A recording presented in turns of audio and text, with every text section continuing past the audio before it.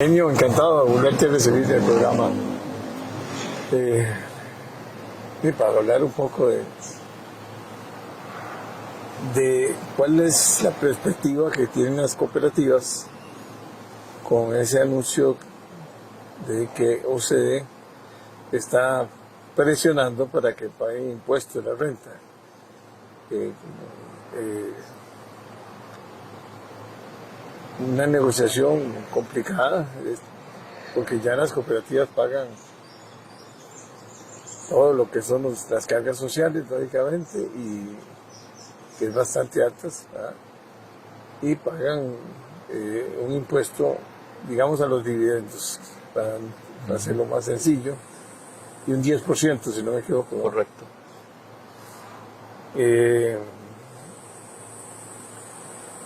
Bueno, pero la OCDE quiere mejorar los ingresos del gobierno, que se han caído, y no sé qué va a pasar ahora con toda la situación que estamos viviendo, económica y geopolítica, si los ingresos del Estado van a seguir igual o va a haber un mayor déficit, ¿no? Pero bueno, lo que quiere la OCDE es que haya me imagino que no haya distorsiones. Ahora, estamos hablando de 1 millón de cooperativistas, ¿verdad? Bueno, eso es para comenzar a hablar un poquito de ese tema de Hacienda, porque no podemos compararnos con el modelo cooperativo, no tiene sí, referencias importantes. Creo que en Latinoamérica Costa Rica es uno de los más grandes, de los sectores más grandes, ¿verdad? No Sí, sé qué otros países existe. el cooperativismo está presente en toda América Latina y el Caribe, es fuerte. Está el grupo del Caribe angloparlante que viene con la tradición británica de cooperativismo, que también es muy fuerte, y América Latina pues tiene cooperativas importantes: Brasil, Argentina, México, Costa Rica, Colombia, en fin, es un movimiento fuerte. El planteamiento de la OSD, y estamos claros que el problema fiscal está volviendo a complicarse. Las tendencias no son positivas como tendencias. Ha venido un deterioro en los ingresos y un aumento en los gastos, y empieza a amenazar nuevamente con el déficit. En ese marco, alguna de las ideas que ha propuesto, en este caso la OSD, es de establecer un impuesto a las cooperativas como entidades. Aquí hay un error de concepto de la OSD respecto de la realidad jurídica de las cooperativas, y piensa que son análogas a las empresas privadas de capital accionario. Las empresas privadas de capital accionario, los socios aportan el capital, adquieren acciones como porcentaje de ese capital, y ese patrimonio pasa a ser parte de la empresa. Entonces, la renta, cuando esas empresas tienen ganancias, se les aplica un porcentaje a esas ganancias, que es impuesto a las empresas, y si distribuyen dividendos, se les aplica un impuesto a esos dividendos que se retienen en la fuente. Las cooperativas son un modelo distinto. No es una asociación de capitales, es una asociación de personas. ¿Y esto qué quiere decir financieramente? Quiere decir que las personas aportan capital, pero ese capital sigue siendo personal. No pasa a formar parte del patrimonio de la empresa independientemente de los asociados. El patrimonio está individualizado en cuentas personales. Y como el modelo es de libre entrada y libre salida, en el caso de la empresa mercantil, si una persona quiere salirse de la empresa pues vende sus acciones a otros accionistas, a terceros, en fin, o se va. El modelo cooperativista garantiza la libre salida, libre entrada, libre salida. Eso quiere decir que si un asociado quiere irse, tiene derecho a llevarse con él el patrimonio que le corresponde. Es decir, esa cuenta de patrimonio pasa a ser pasivo inmediatamente. Normalmente hay un reglamento que no se lo pueden llevar en cierto tiempo, en fin, para darle chance al flujo de caja y condiciones de manejo financiero, pero la empresa cooperativa tiene que devolverle el capital. Entonces no existe un capital de las empresas, existe un capital de los asociados colocado en la empresa. ¿Qué pasa si se colocan dos instancias de impuestos, como en las sociedades mercantiles? Uno a nivel de las ganancias, que no se llaman ganancias, se llaman excedentes, en el caso de las cooperativas por ley, un impuesto a los excedentes y un impuesto a los dividendos. Se presenta el caso de doble tributación, lo cual hay doctrina internacional que se desarrolló particularmente para evitar la doble tributación entre países, y están los acuerdos de intercambio de información tributaria para evitar la doble tributación. Que un ciudadano estadounidense con empresas en Costa Rica pueda deducir de los impuestos que debe pagar en Estados Unidos lo que haya pagado en Costa Rica para que no haya doble tributación. Ese concepto lo desarrolla la doctrina internacional, pero también se aplica el concepto de doble tributación a nivel de los países. Y Costa Rica tiene ya jurisprudencia constitucional que dice que la doble tributación atenta contra principios constitucionales de proporcionalidad, justicia, equidad. Entonces, eso hace que constitucionalmente no sea posible establecer un impuesto a las cooperativas porque se lo está estableciendo a los asociados, que está individualizada la cuenta, y cuando se les cobre impuestos en los dividendos, habría un caso de doble tributación. Así es que es legalmente improcedente por ese camino que propone la OECD. Bueno, lo que pasa es que podrían pasar de 10 a 15, que es lo que les digo. Una empresa se paga el 15 sobre los dividendos. Porque lo que entregan las cooperativas son dividendos sobre los aportes de cada uno de los asociados. Es correcto. Al final del periodo, la cooperativa puede distribuir excedentes o capitalizarlos. Si los capitaliza, van a las cuentas individualizadas, y si los distribuye, se vuelven sujetos de impuesto de renta. Antes no han sido sujetos de impuesto de la renta, es decir, en materia tributaria no ha ocurrido el hecho generador. El hecho generador solo ocurre cuando se distribuyen dividendos. Por muchos años ese impuesto fue de 7%, y en la última discusión tributaria las mismas cooperativas aceptaron subirlo a 10% para contribuir al tema fiscal. Eso fue parte de las conversaciones en torno a la reforma fiscal. Pero repito, el único impuesto que se puede cobrar es a los dividendos. Incluso las cooperativas tienen una particularidad, que es que no pueden trasladar pérdidas, no pueden acumular pérdidas, no las pueden diferir en el tiempo. Si una cooperativa en un año tiene pérdidas, lo tiene que absorber el patrimonio de los asociados en ese año. Eso les da una rigidez, porque así lo establece la ley cooperativa. Recuerdo estando en Copesa, que me tocó la pandemia del COVID, y se nos cayeron los ingresos, pues la gente dejó volar, los aviones dejaron de repararse, y el gran desafío fue no tener pérdidas ese año, porque si no podía descapitalizar la empresa muy rápidamente. Esto fue un desafío de manejo financiero.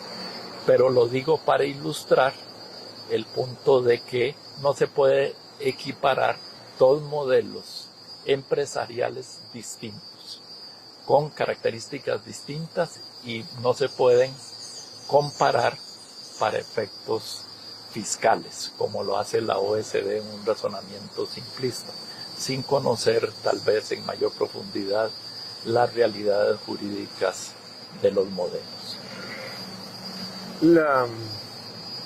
¿Cuántas cooperativas hay ahora más o menos activas? Es difícil, por sectores, ¿verdad? es difícil saberlo.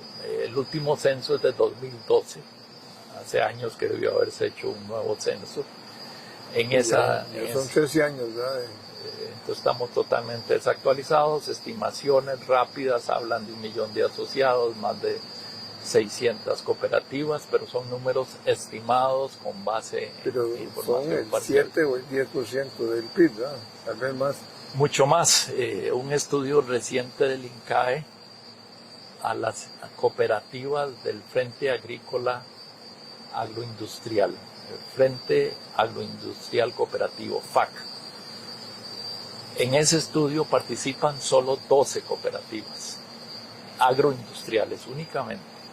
Ahí está desde luego cooperativas muy grandes, Dos Pinos, Copemontecillos, cooperativas cafetaleras de San Vito, San Ramón, Copeagropal en Palma, Copeagripal de Pérez Celedón, cooperativas muy fuertes, estamos claros. Pero solo estas cooperativas, 12 cooperativas, representan el 6% del PIB de Costa Rica. Y para hacer una comparación, todas las zonas francas generan el 14%. Solo 6 cooperativas generan el 6%. El movimiento cooperativo es más grande en cuanto al PIB que todas las zonas francas. Y hay otro dato muy interesante, de nuevo estimado por el INCAE. Procomer hizo un estudio que habla del beneficio neto de las exenciones de las zonas francas y calculan que por cada dólar que se exoneran las zonas francas le generan a la economía nacional 2.8%. Entonces es positivo, ese es el razonamiento, que el beneficio económico neto es mayor que 1. El INCAE le aplicó la misma metodología a estas 12 cooperativas agroindustriales y encontró que si se hacía el supuesto de cuál sería el monto de colones que las cooperativas tuvieran que pagar si se aceptara que tienen que pagar impuestos, como dije, no ocurre hecho generador, por lo tanto no pueden equipararse, pero para ejercicio analítico, si se compara eso que el fisco no está cobrando por no cobrarle la misma tasa que a las empresas mercantiles, ese colón exento o que no genera impuestos genera 79 colones. Zonas francas 2.8, cooperativas agroindustriales 79 colones. Si hay un argumento a favor de las zonas francas, es mucho más fuerte con las cooperativas. Y la razón es muy simple.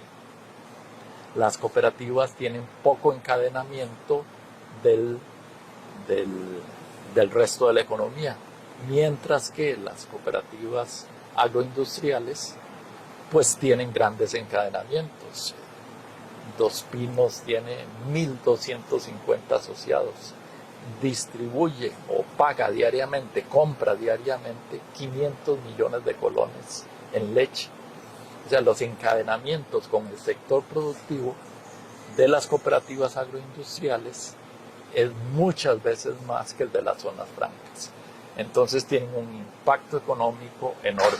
Entonces, si uno empieza a tomar estas consideraciones, queda claro que poner en riesgo el modelo cooperativo con tesis tributarias muy discutibles pues tendría consecuencias muy negativas sobre el PIB, sobre el empleo, sobre la economía rural, en fin. Es un análisis que no puede, decisiones que no pueden tomarse a la ligera con estudios de escritorio. No, y si ¿qué fue? ¿En el 2000? ¿Cuándo fue que se hizo la reforma tributaria? ¿En 2018? 18. Y ahí se subió del 8, no, del 7 o 6 al 10. Al 10. Y fue escalonado, fue subiendo. Y ya hubo un esfuerzo importante. Porque hay que recordar que las cooperativas además pagan cargas parafiscales del 25.5%. Esas van a reservas como educación, pero también financian organismos de segundo grado del movimiento cooperativo, que a su vez promueve nuevas cooperativas. Entonces, en el hipotético caso de nuevos impuestos a las cooperativas, habría que revisar qué pasa con las cargas fiscales para no ahogarlas. Y muchos de los efectos positivos, por ejemplo, esa reserva de educación, significa que los cooperativistas tienen muchos recursos para seguir estudiando y estudian por todo el país. Y esos beneficios se distribuyen muy equitativamente entre las distintas regiones, particularmente por las cooperativas agroindustriales. Y es que en todo lado hay cooperativas, ¿no? Sobre todo en la parte, bueno, ahora el sector financiero es enorme, ¿verdad? Pero también estaban cooperativas agrícolas por todos lados. Costa Rica es un país cooperativizado y eso explica en nuestra parte democracia. Nuestra democracia, porque es un modelo democrático. No es por el capital que tiene, sino que los asociados de la Dos Pinos, cada uno tiene un voto independientemente del tamaño del hato lechero que tengan. Es un asociado, un voto. Es un modelo democrático que obliga a un sistema de gobernanza democrática y es una escuela de democracia que ha influido en el país. Pero además está demostrado con estudios empíricos que la presencia de las cooperativas generan una mejor distribución del ingreso. Y cito otro estudio del INCAE, este lo hizo Roberto Artavia, en que compara dos cantones que producen café y caña. En uno es una gran hacienda, en otro es una gran cooperativa. Los que dominan el procesamiento y la relación. Y en el caso de la cooperativa, la producción está en manos de pequeños. En el caso de la hacienda, la producción y el procesamiento está en manos de la hacienda. Todos los indicadores sociales y económicos del cantón donde está la cooperativa son superiores, particularmente distribución del ingreso, pero también niveles de educación, menores niveles de pobreza, un dinamismo social diferente. Es decir, el modelo cooperativo distribuye. De ahí que cuando uno revisa la Constitución del 49, los constituyentes aprecian la contribución al desarrollo que tiene el modelo cooperativo y a partir de ahí le señalan una responsabilidad al Estado de promover el cooperativismo. Y eso ha hecho una diferencia en la Costa Rica después de la constituyente. Costa Rica ha tenido una fuerte presencia cooperativa y recordando un poquito de historia, lo que se hizo fue tener un departamento de cooperativas en el Banco Nacional de Costa Rica. Y era el banco de las cooperativas, el banco que las apoyaba. Incluso cuando otorgaba créditos, tenía una o dos posiciones en los consejos de administración, o sea, intervenía directamente la administración. Con el tiempo, el modelo fue madurando y las concepciones de qué significaba el papel de los bancos también se fue modificando y hoy tenemos un modelo distinto. Pero en sus inicios fue así, con un intervencionismo muy directo del Banco Nacional de Costa Rica, impulsando las cooperativas incluso en su gestión. Esa historia es parte de por qué Costa Rica hoy es distinto que nuestros países vecinos. Hay que darle al cooperativismo los méritos que tiene. Bueno, yo creo que va a ser una discusión importante, ¿verdad? Yo soy pro cooperativa, ojalá en educación, que creo que ahí es donde pueden jugar un papel muy importante, ¿verdad? Y lo pueden hacer mucho mejor que el Estado. Y con una labor. Bueno, la gobernabilidad es importante, ¿verdad? También. Pero el modelo es muy exitoso. Aquí, en todo el mundo, prácticamente Europa y América Latina son los fuertes, ¿verdad? Así es. Bueno, Estados Unidos y Canadá también. Estados Unidos y Canadá. Sí. Así es. Las cooperativas de ahorro y crédito son muy fuertes en estos países. Y aquí pasamos el susto. Aquí, bueno, ya la parte financiera ya como que se ajustó. Ya pasó el golpe de Cope Servidores, después vino el de Decifin, o sea, no es un modelo el que falla, son las personas, ¿verdad? Desgraciadamente. Y si los sistemas de supervisión fallan, porque primero no pone alertas rápido. Primero tiene que haber gente idónea en los puestos. Y segundo, los sistemas de alerta tienen que funcionar para intervenir oportunamente. Creo que hay que repensar un poco estos esquemas para prevenir y poder actuar a tiempo para que las consecuencias sean menores. Pero el ser humano pues, es propenso a caer en tentaciones, entonces no podemos suponer que van a llegar gente pero en enseñanza siempre de principio. Enseñanza tiene una universidad. Yo traje aquí un director de un colegio cooperativista y es un éxito completo. Sí.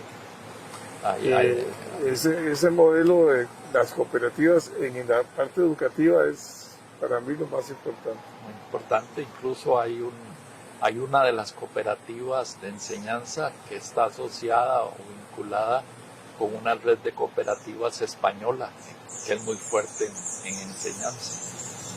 La universidad que yo estoy dirigiendo ahora, Fundepos, es propiedad de las cooperativas.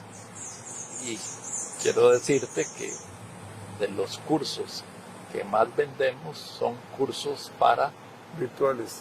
Sí, pero para fortalecer, capacitar en gobierno corporativo, manejo de riesgos, cumplimiento, y esos cursos los toman generalmente los cuerpos directores de las distintas cooperativas financieras, y muchos se preocupan de que también los asociados se vayan preparando de tal manera que cuando... Educación financiera, ese es el fuerte nuestro. También ofrecemos maestrías en finanzas, banca y finanzas, y bachillerato y licenciatura.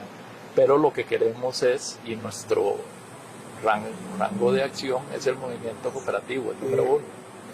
Y están trabajando mucho en la parte digital, ¿verdad? Enseñanza digital. Así es.